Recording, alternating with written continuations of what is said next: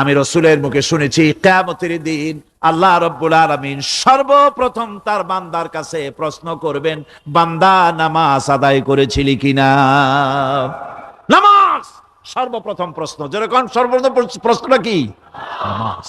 এই নামাজ আপনার বাচ্চাদেরকে যখন 7 বছর বয়স হবে নামাজের হুকুম করবেন, 10 বছরে নামাজ না পড়লে প্রহার করতে বলা হয়েছে।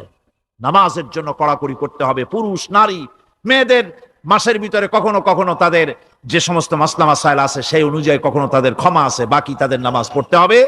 আর পুরুষের জন্য পাগল হয়ে যাওয়া, বেহুশ হয়ে যাওয়া ছাড়া নামাজ মাপ নাই, নামাজ পড়তেই হবে।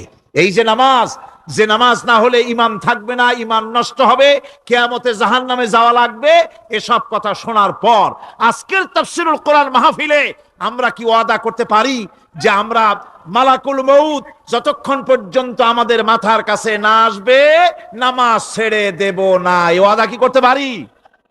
2 হাত উঁচু করুন, বলেন ইয়া আল্লাহ, আমি তোমার নামে শপথ করছি, যতদিন মালাকুল মউত আমার মাথার কাছে না আসতেছে ততদিন পর্যন্ত ফরজ নামাজ, ফরজ রোজা ছেড়ে দেব না।